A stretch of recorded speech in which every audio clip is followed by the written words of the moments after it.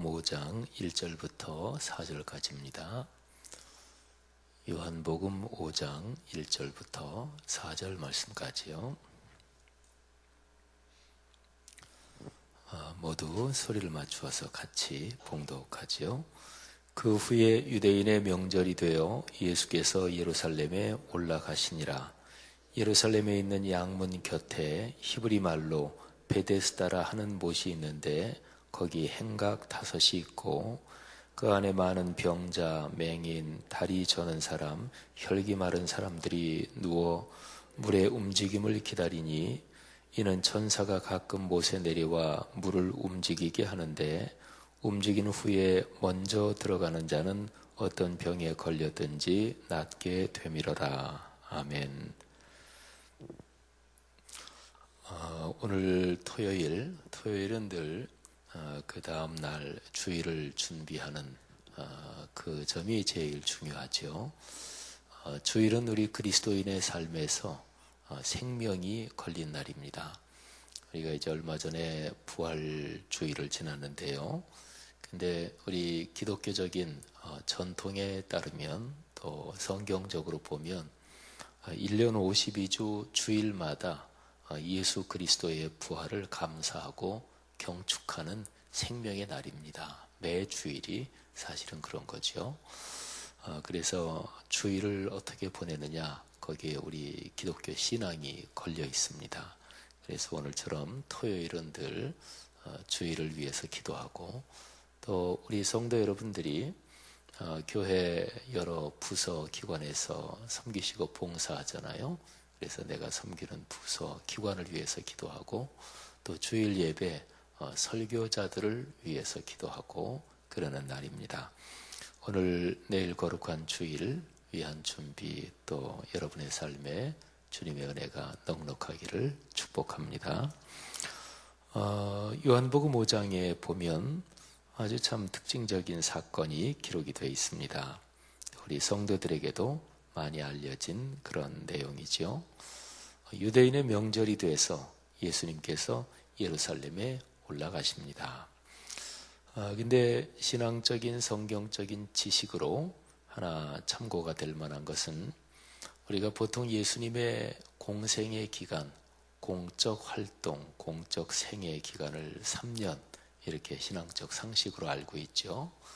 근데 예수님이 공생의 기간이 3년이라는 얘기가 성경 어디에 나오나? 근데 사실은 3년 이 얘기는 성경 어디에도 나오지 않습니다. 근데 예수님의 생애를 기록한 책이 마태복음, 마가복음, 누가복음, 요한복음이거든요. 근데 사복음서를 보면 예수님이 예루살렘에 명절 또는 절기를 지키러 올라갔다. 그런 내용이 마태, 마가, 누가복음에는 한 번 나옵니다. 예수님은 공적으로 사역하시는 중에 예루살렘에 절기를 지키러 올라가신 게 한 번이다. 물론 12살쯤 됐을 때 올라가신 거 그 기록도 있습니다만은 그거 말고요. 이제 나이 30쯤 돼서 예수님이 사역을 시작하셨다. 그거는 성경에 나오죠. 근데 공적 사역을 시작하신 뒤에 예루살렘에 올라간 기록이 마태, 마가, 누가 이 세 개 복음서에는 한 번으로 기록이 되어 있어요. 근데 이제 요한복음서에 보면 3번이 기록이 되어 있습니다. 예수님이 예루살렘에 올라가신 사건이. 그래서 이제 우리 기독교 전통으로 또 성경적으로 예수님께서 공적 사역을 하신 게 3년 정도 된다. 그건 이제 요한복음에 근거해서 그렇게 말하는 것이죠. 어쨌든 여기 5장에 예수님이 명절, 절기가 돼서 예루살렘에 가십니다. 근데 예수님께서 예루살렘에 있는 성에 있는 여러 분 중에서 양문, 이제 이 문으로 주로 뭐 양이라든지 제사 때 쓰일 짐승들 이런 게 이제 주로 많이 드나들게 되고 해서 이름이 붙여진 그런 문입니다. 근데 그 바로 옆에 베데스다라고 하는 연못이 있었습니다. 이 베데스다라고 하는 연못, 거기에 이제 행각 5이 있다 그랬는데 행각은 이 기둥이 이렇게 있는 사람들이 거기서 쉴 수도 있고 그런 것이죠. 근데 거기에 많은 병자들이 있었습니다. 앞을 못 보는 사람, 또 걷기 힘든 다리에 장애가 있는 사람, 또 혈기 마른 사람, 각종 병에 걸린 사람들이 거기에 많이 있었습니다. 근데 병에 걸린 사람들이 거기에 많이 있었던 이유가 오늘 여기 성경에 기록이 되어 있죠.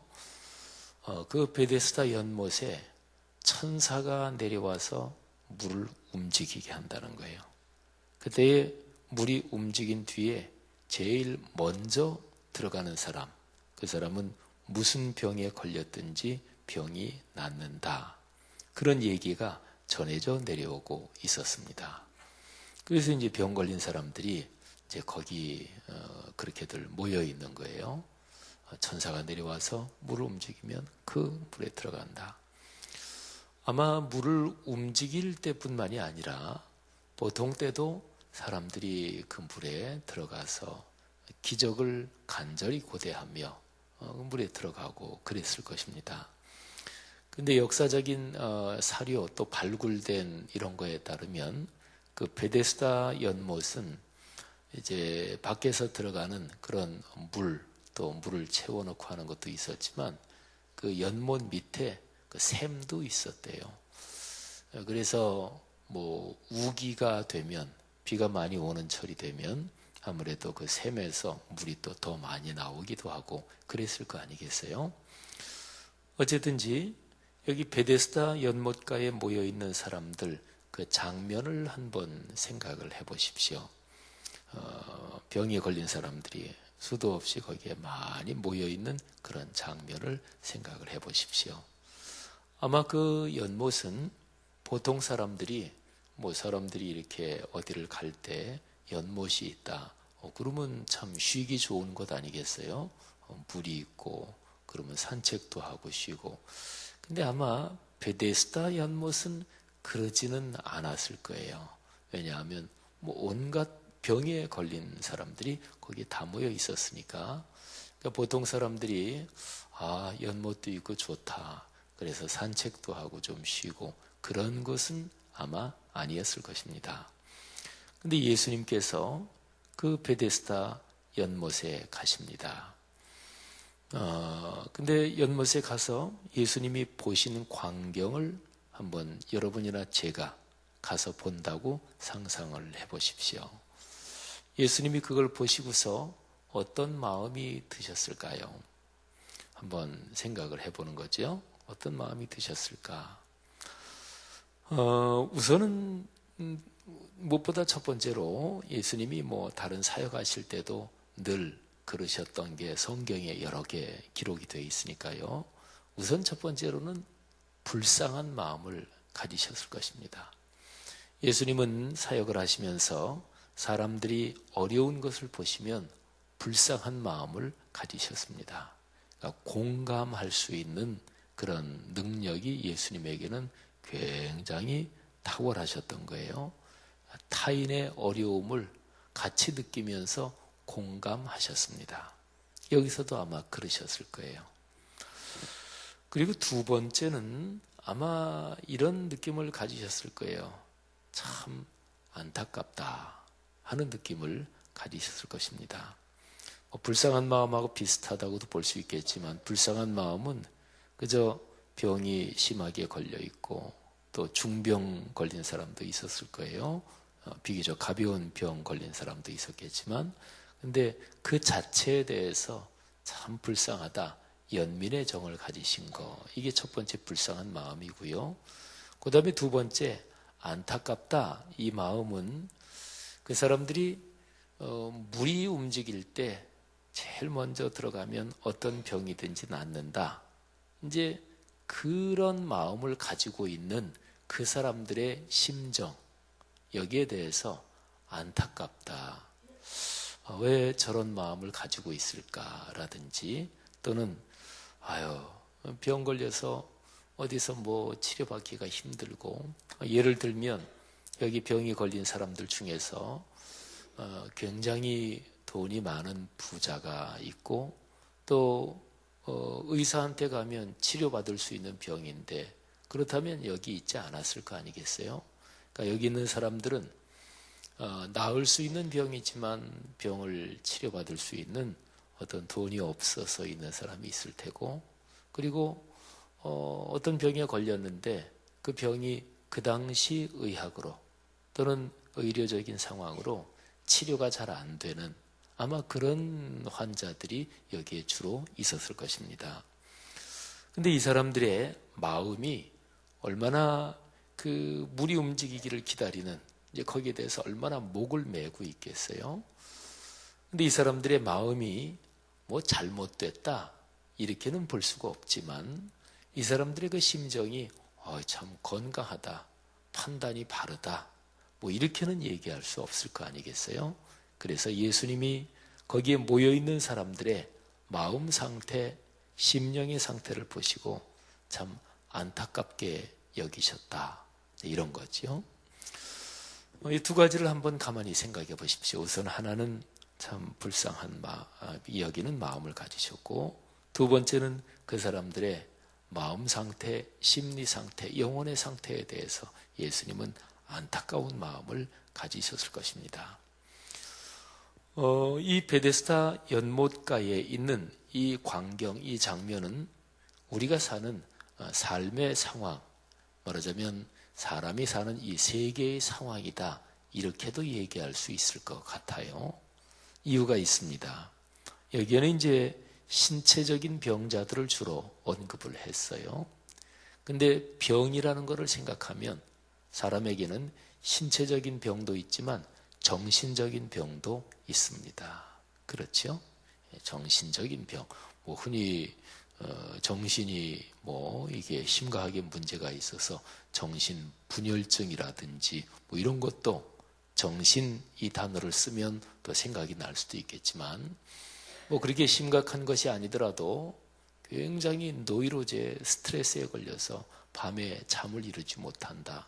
근데 신체에 어떤 문제가 있어서 잠을 이루지 못하는 게 아니고, 신체는 그냥 뭐 멀쩡해요. 어디 뭐 통증이 있는 것도 아니고, 근데 굉장한 스트레스, 노이로제 때문에 뭐 신경 쓰여서 잠 못 이루고, 그게 예를 들어서 계속된다. 그러면 그 병이잖아요. 그것 때문에도 의사 선생님 찾아가고 그러잖아요. 그게 이제 정신적인 병이죠. 마음이 막 약해지고, 뭐 가슴이 막 두근두근 거리고, 그게 이제 신체적으로 피지컬하게 심장 기능에 문제가 있다, 이렇게도 볼 수 있지만 그게 아니라 정신적으로 심약해져서 그런 현상이 올 수도 있죠. 그러니까 병에는 정신적인 병이 있단 말이죠. 그리고 영적인 병도 또 있죠. 사람을 흔히 성경에서 말씀하는 걸로 하면 영혼, 정신, 신체, 이렇게 세 개로 구별할 수 있고, 이 세 개가 다 이게 한데 어우러져서 그래서 사람인 거죠. 그러면 병이라는 것은요, 이 세 가지 영역, 이게 뭐 한번 숫자로 얘기해 본다면 100%의 상황을 한번 생각해 보십시오. 그 100%의 상황은 저 영혼과 정신과 신체에 그야말로 아무런 이상도 조금도 없이 완벽한 상태, 이거를 이제 100%라고 생각하는 거죠. 그러면 현실적으로 세상에 사는 사람들 중에서 이게 100%인 사람이 있을까요? 이론적으로는 없는 거죠. 뭐 영혼, 정신, 신체, 이게 세 개를 몽땅 합쳐서 나는 조금치도 어떤 이게 다운되지 않고 완전히 100%다. 이론적으로는 그런 사람이 없습니다. 사람에 따라서 신체 건강이 다 다른데요. 근데 신체 건강도 뭐 예를 들어서 위나 장의 기능이 있고, 또는 뭐 이 청력의 기능, 또는 뭐 신진대사 기능, 뭐 등등 여러 가지, 사람 신체는 무수하게 많은 게 있잖아요. 근데 거기에서 굉장히 건강한 사람도 가계력 때문에 그 사람은 가계력 때문에 이런 면이 안 좋다, 또는 그 사람의 가계에는 이런 병을 많이 앓는다, 그게 누구나 있지요. 그러니까 사람은 누구나 다 신체 하나만 보더라도 100% 건강한 사람은 사실은 아무도 없습니다.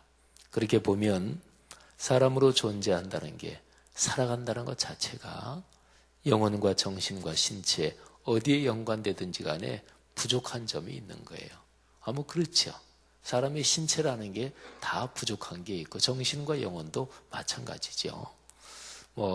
얼마 전에 그 이세돌 구단 바둑 두시는 그분하고 알파고라는 구글의 컴퓨터하고 바둑 대고 그랬잖아요. 근데 사람은 컴퓨터 기계가 아니잖아요. 사람은 부족한 점이 누구에게나 다 있는 거예요.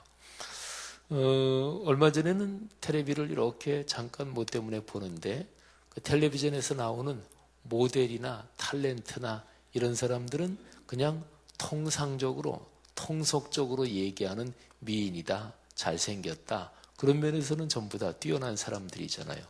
근데 얼핏 한번 이렇게 보니까 아유, 눈이 짝짝이네. 그래가지고 제가 집사람한테 아유, 저렇게 잘생긴 배우들도 저게 눈이 다 다르구만. 진짜 그렇거든요. 오른쪽 눈은 왼쪽 눈이 정확하게 똑같은 사람은 없대요. 이게 조금 차이가 난대요. 그러니까 이게 사람이죠. 이렇게 보면 사람은 살면서 누구나 다 어느 면인가는 부족합니다. 사람으로 존재하는 것 자체가 그렇죠. 그래서 한번 생각해 보는 거죠. 여러분, 여기에 베데스다 연못가에 있는, 여기는 신체적인 질병 가진 사람들이 주로 그 당시에 모여 있었던 것인데, 정신적인 약함 또는 영적인 부족함, 이런 것까지 한번 다 모아가지고 자신을 한번 생각해 보십시오. 나에게는 정신과 영혼 그리고 신체 다 포함해서 어떤 면이 약한지, 그리고 어떤 면에서 내가 병이 있는지, 또 어떤 면에서 내가 실수를 자주 하고 또는 어떤 면에서 바람직하지 못한 그런 면을 가지고 있는지 한번 생각을 해 보십시오. 악한 영은 우리의 약점을 통해서 우리를 공격합니다. 그건 너무나 당연하죠. 전쟁을 할 때 굉장히 강한 곳을 공격하지 않을 거 아니겠어요?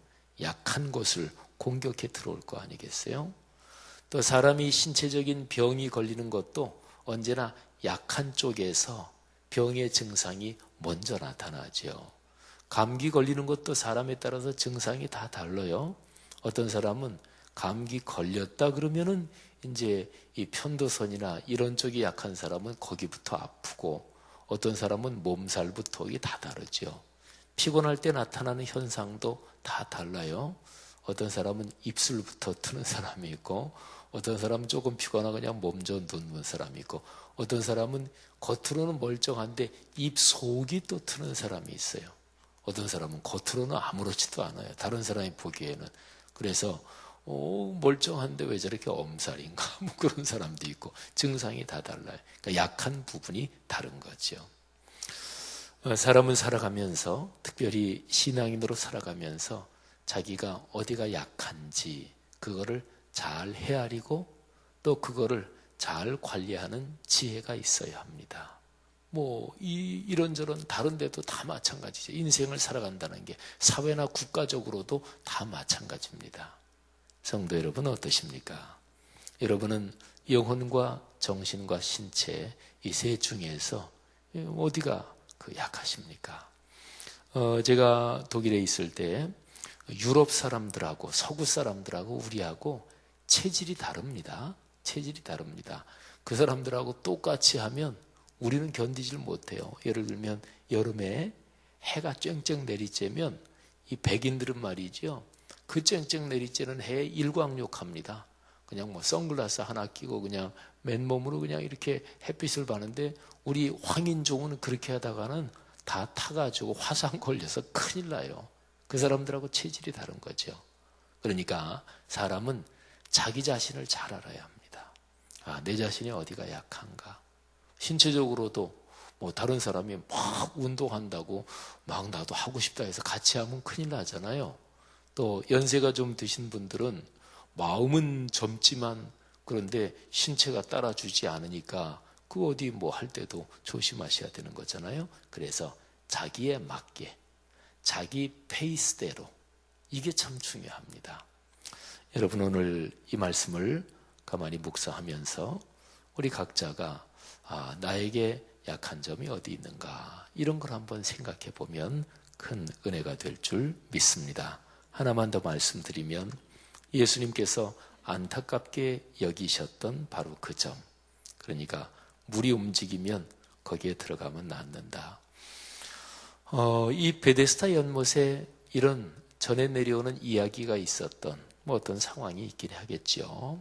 하지만 베데스다 연못에서 그야말로 며칠에 한 번씩 물이 움직였고, 거기에 제일 먼저 들어가는 사람이 병이 났고, 그러면 베데스다 연못에서 계속 완전히 치료된 사람이 계속 있었을 거 아니겠어요? 그런 상황은 아니었을 것입니다. 그러니까 내려오는 얘기죠. 사람이 어려움에 빠지면 지푸라기라도 붙잡고 싶은 게 누구에게나 그거는 거의 공통적인 거지요. 근데 또 하나, 이 5장 이걸 묵상하면서 참 좀 서글픈 점이 있습니다. 그거는 물이 움직일 때 들어가는 사람은 다 낫는다, 좀 이렇게 얘기가 전해져 내려왔다면 그건 좀 괜찮을 텐데, 제일 먼저 들어가는 사람 한 사람만 낫는데요. 그러니까 여기도 경쟁이 있네요. 여기도 경쟁이 있어요. 예를 들어서 사람들이 아마도 상상해 보건대 그 물이 있는 그 바로 옆에 거기가 아마 여기서는 사람들이 제일 선호하는 자리였을 것 같아요. 왜냐하면 거기에 바로 쏙 들어가니까. 아니면은 이게 움직이기가 거동이 불편한 신체적으로 질병 있는 사람들이니까 거동이 다 편하지는 않겠죠. 근데 특별히 거동이 불편한 사람은 물이 움직여봤자 소용이 없죠. 자기는 거동이 불편하니까 먼저 들어갈 수 있겠어요? 못 들어가죠. 그러니까 물 바로 옆에. 그래서 물이 움직였다? 그러면 그냥 몸만 이렇게 하면 그냥 폭 빠지도록, 그런 자리가 아마 제일 사람들이 선호하는 자리였을 것이고, 그 자리에는 경쟁이 있었을 거예요.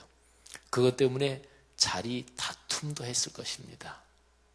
여러분, 이거는 성경적이 아닙니다. 하나님은 사람들이 은혜 받는데 경쟁하는 거, 그걸 가지고 하나님이 경쟁심이 센 사람한테 은혜를 주시느냐? 그건 아닙니다. 그게 무슨 신앙이에요, 그죠? 그건 세속적인 논리죠. 이런 건 있습니다.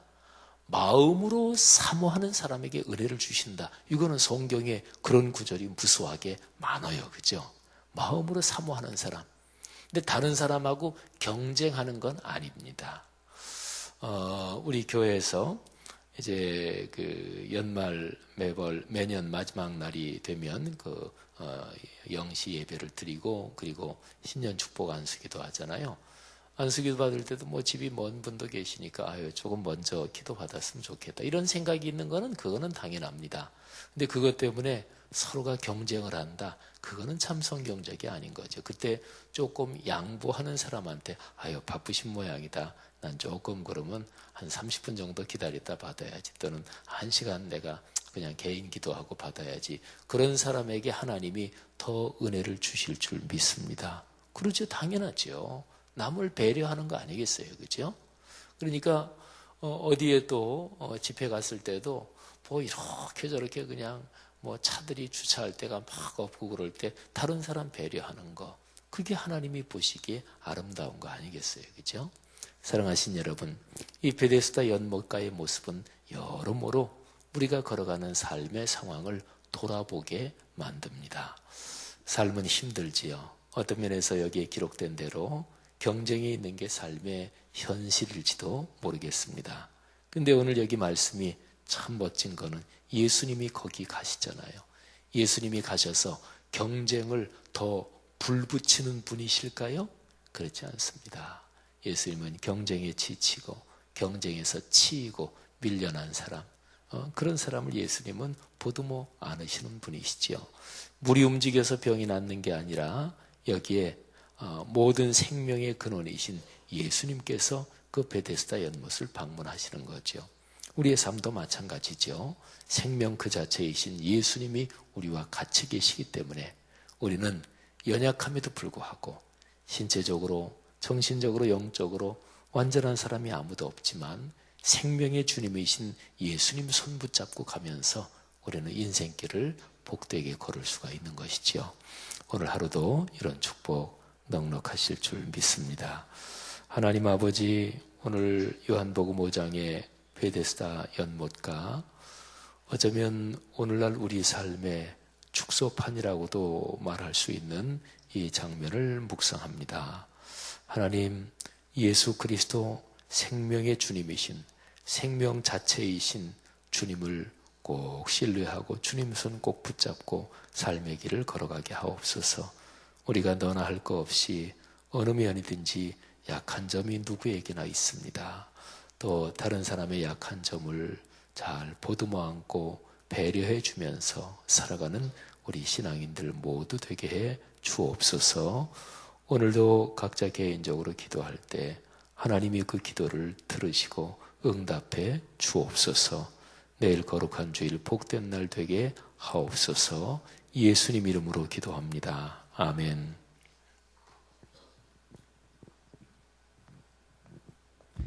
귀한 말씀 감사드립니다. 오늘은 사역에 대한 공동 기도문을 함께 교독하며 기도하겠습니다. 성경대로 우리 사역의 지평이 온 우리를 품게 하옵소서. 위원회 사역, 교구 사역, 말씀 삶 성경대역 사역을 축복하셔서 말씀과 성령의 충만으로 인격과 일상이 거룩해지게 하소서.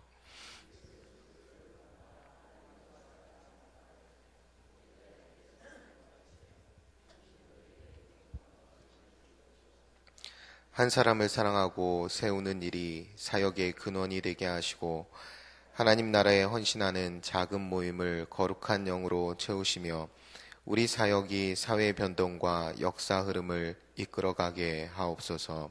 아멘. 함께 주기도문 하시겠습니다. 하늘에 계신 우리 아버지, 아버지의 이름을 거룩하게 하시며 아버지의 나라가 오게 하시며 아버지의 뜻이 하늘에서와 같이 땅에서도 이루어지게 하소서. 오늘 우리에게 일용할 양식을 주시고 우리가 우리에게 잘못한 사람을 용서하여 준 것 같이 우리 죄를 용서하여 주시고 우리를 시험에 빠지지 않게 하시고 악에서 구하소서. 나라와 권능과 영광이 영원히 아버지의 것입니다. 아멘. 이 시간 다음과 같은 기도의 제목으로 기도드리겠습니다. 지금 들은 말씀이 내 삶으로 이어지게 하옵소서. 교구 대신방을 통해 각 가정과 구역에 하나님의 은혜가 충만하게 하옵소서. 오늘 진행되는 서울중앙지방 남전도의 연합회 체육대회를 복되게 하옵소서. 주일을 준비하는 목회자와 사역자들에게 성령의 기름 부으심이 있게 하소서. 주일에 진행되는 건축 헌금을 위한 여전도의 바자회가 잘 준비되게 하옵소서. 주일부터 시작되는 남전도의 연합회 노방전도를 통해 복음이 전해지게 하옵소서. 공동 기도문의 기도 제목과 여러분 각자의 기도 제목을 따라 기도하시다가 삶의 자리로 나아가시겠습니다. 기도합니다.